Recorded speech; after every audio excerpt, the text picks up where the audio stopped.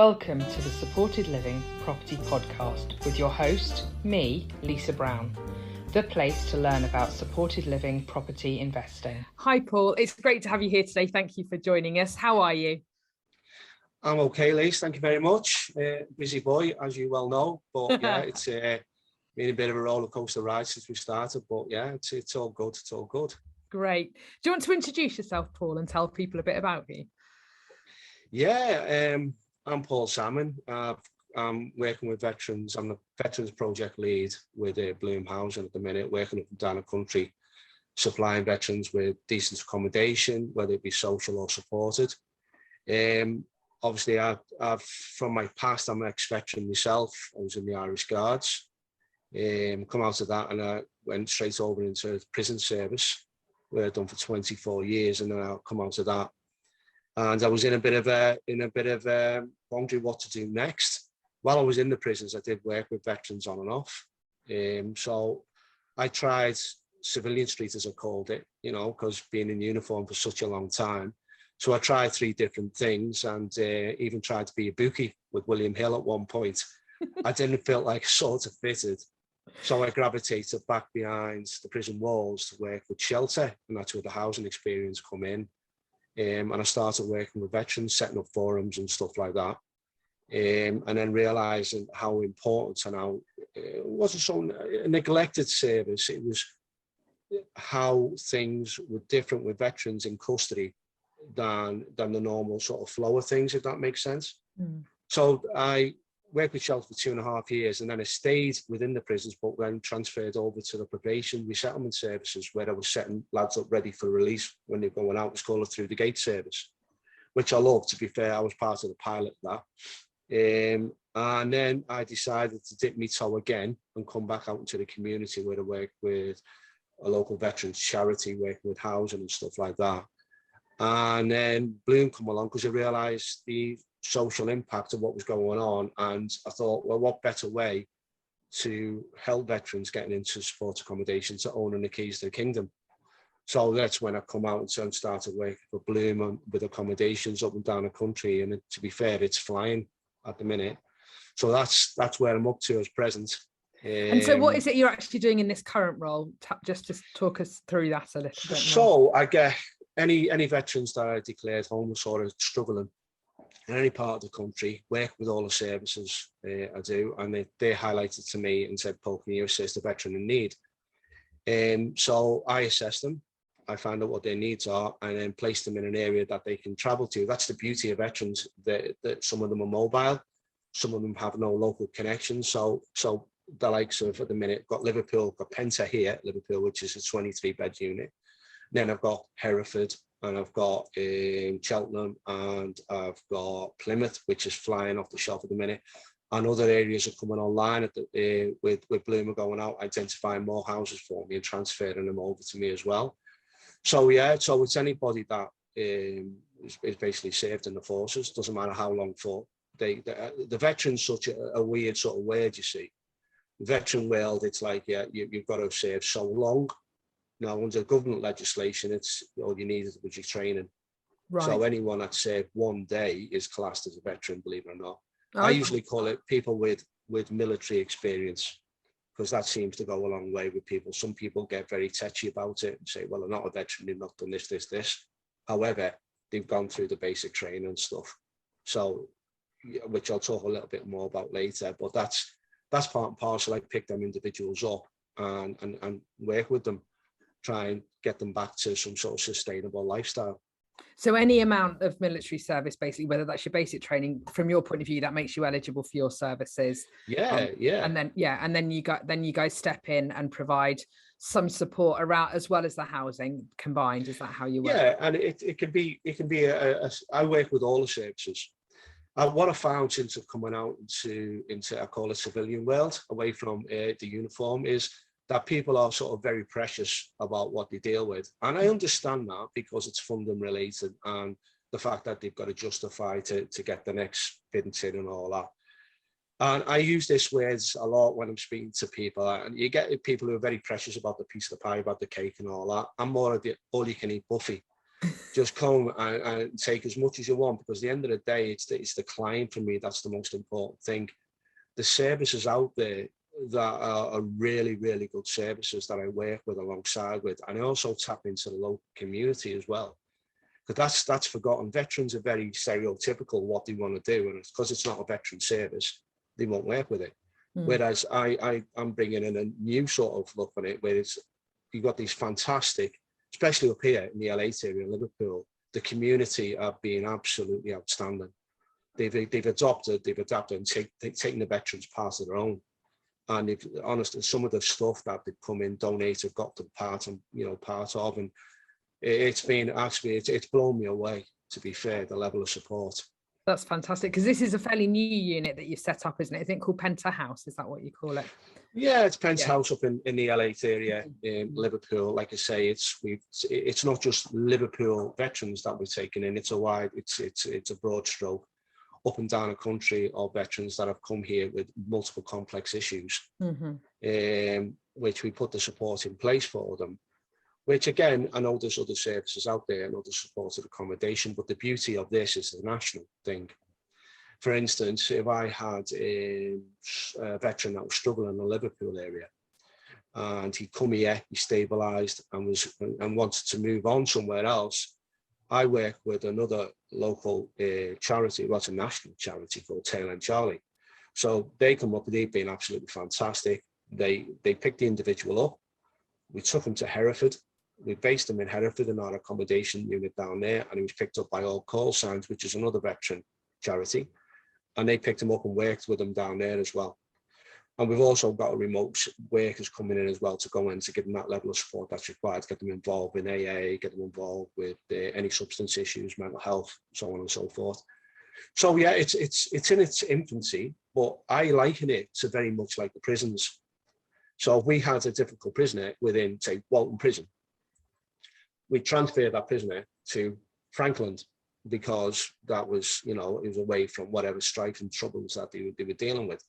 So again, with veterans, they're very mobile, very flexible in their approach and stuff. If you have no local connections, no family connections, and yeah, that's fine. Okay, where do you want to go? Where would you like to live? What you need out of life, that type of stuff. So I base all that information, put it into a nice little parcel and say, right, there you go, let's wipe the slate clean and let's start again. Fantastic. Obviously, with some of them, you have to work with probations and stuff and make sure that you meet the license conditions, get things transferred over and stuff like that. So there's a lot of logistics into it, but at the end of the day, if it gets the client the right start again to reboot and start again fresh in another area, I mean, for me, that's a win-win. That's fantastic. Obviously, we're talking about property here, as well as all the support and the two combined. And, you touched on it a little bit earlier about the importance of property and realizing that, how housing is such a key role in stabilizing people and giving people that base. What would you say are the property needs of the veterans that you're working with? What do you think they need? It depends on the actual assessments of the individual. From what what I know is that mental health is the first tick in a box. So when you're looking at mental health, you've got to look at, right, the area of need where you're looking at. So all these houses that are popped up everywhere, that's fine, it's brilliant, but you've got to look at location, whether it's right for that individual and what support mechanisms are around that area. So I look at the foundation, whatever area you go, I do all my homework on it, see what's needed. So for instance, veteran A he's got a drug use. I'll pick on a case. So basically, drug-induced psychosis. Mm-hmm. He's got bipolar. He's trying to wean himself off alcohol, and he has got a very loose connection with his family. But he's also on license as well. So in that you've got to look at that individual on what we've got to prioritize what that individual needs. So you've got to hit on the key factors: mental health, getting the mental health support that he requires.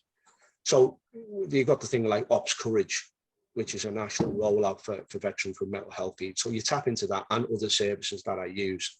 I had the NHS in yesterday from Mersey Care who are coming into the unit now, sit down with the lads and discuss what the needs are and stuff. Because as a veteran, you get a priority with healthcare and stuff and mental health. So the guys don't know that until you sit down with them, explain to it. So then you've got to look at the substance issues. Who can help with them with substance issues? Who can sort of help them with sort of, you know, going forward to get them away from alcohol, get them away from drugs and stuff like that. So you work with local services involved in that as well.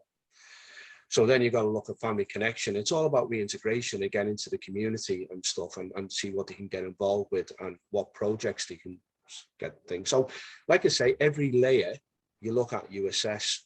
So you have to make sure that the property is decent as well.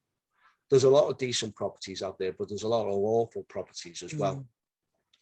The way you look at things when you've got veterans in accommodation, I call it like a mixed bag of unstable dynamite. So when you put a lot of unstable dynamite into a bag and you shake it round about, sometimes that will explode. And that's what I'm finding here, is that you have a lot of difficult individuals, but each one of them hasn't really got the skills to adapt to civilian life. So you sort of isolate what their needs are and then work on that. I mean, obviously my background working in the prisons, I've worked with a lot of complexities in my time, and a lot of individuals who you know are at rock bottom. So it's easy for me to identify for that. But the issue is, like you've just said, with accommodation, it has to be right. Yeah. You cannot just stick a veteran in accommodation and go, job done, see you later. No. Because it'll just implode. And some of the needs of the individuals I've been working with recently it's next level.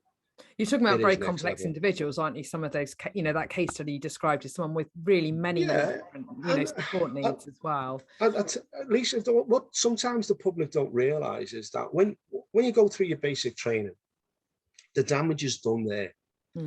So you've got someone that's picked up from Joe Public. You go down, you sign up to it. You know, at the end of the day, you know what you're getting into. So you go into it, and then they strip you of every bit of humanity that you've got, and they train you to kill people.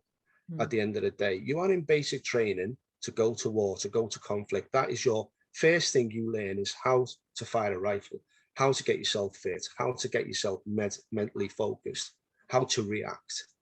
So then you go through all that process, and weeks and months sometimes of training, high intensity, people in your face shouting at you and all that type of stuff, and working in all sorts of conditions. And it basically, it made me into a man. I always say that, you know, my lad just got out after 6.5 as a Marine, and they have a, you know, they're intense, the Marines, you know, quite intense. So again, but then you go through and you go off and you do whatever tour that you go and do. I mean, I was lucky, to be fair. I was based in Belize for 6 months, Scotland, Cyprus. I was in Berlin when the fall, you know, fell and stuff. So I come away with hardly any conflict issues at all. However, there's lads that go through this, go to Afghan, they've gone to the Falklands and stuff like that, you know. So that has a profound effect on an individual, that wartime approach and stuff. But the damage is done in training. So when your time is up and then you leave the armed forces, you get no time. You basically don't get decompression time. So they send you out then into the wilderness, all right, with a little bit of training sometimes, but 9 times out of 10, with no skills how to adapt to civilian life. And that's when it's a sink or swim scenario. You have some veterans who basically, they'll swim all day long, like I did. I transferred into uniform, but because of my forces background, my struggles didn't start until I was 2014, because I was like leaving one thing to another, and that carried on. Whereas some of the lads that are leaving and ladies that are leaving are basically, you know, they're caught up in this whirlpool of, right, what do we do next? Where do we go? And you'll find that with most vets is that the relationships issues is another thing, and how to get around that. There's a lot of basic stuff that we learn from the age of 18 to 20 odd. In our window, if you never signed up as in the forces, you miss that big window, you see, of that growing up in life and how to adapt and stuff. So there's all that. I mean, I could talk about that all day long. Yeah, I mean, there's so much to talk about, isn't there? Because I think people have oh, they're a veteran, it's a one size fits all, and everyone has an image of what a veteran's needs are. And actually, I think what you're telling me is that they're so diverse, and, you know, like you're saying, it's not just men, there's men and women coming out of the forces, you know, and everyone's perception is that it's generally men, and there's a lot of women veterans as well. And, you know, and I think it's looking at that. But I think from what you're saying is that from a property perspective, location is really key about service delivery and being able to access those services, you know, and making sure if you haven't got a foundation in place, it's never going to work. No, because it's okay, like I said before, having a lovely little cottage in the middle of the woods somewhere, right? It's okay. Go on, Johnny. There you go. There's a house over there. Yeah, there you go. It's lovely, innit? Like floral wallpaper and stuff like that. I don't know where to get floral wallpaper from, but and then, you know, it's a case of, right, okay, what support you're putting in for that individual, even when. Because we do social housing as well. Even with social housing, the end game is to get that person back out there, sustainable, get them fixed up here, reintegrate them into society, make them feel useful again, and get them employment at the end of it. You know, and I know, when you're in supported housing, there's a cost because people go and do the exempt thing and all that, but at the end of it, there's no exit plan. Yeah. So what we do here, we give them an exit plan. So we get them into social housing with that level, with that remote support then, because here they have, so at Pentahouse, they come here to stabilise. Then I get them that remote access, they'll move them into another property, which is social. So they have to pay for this, that and the other. And by then they'll have them skills because that's what they learn here.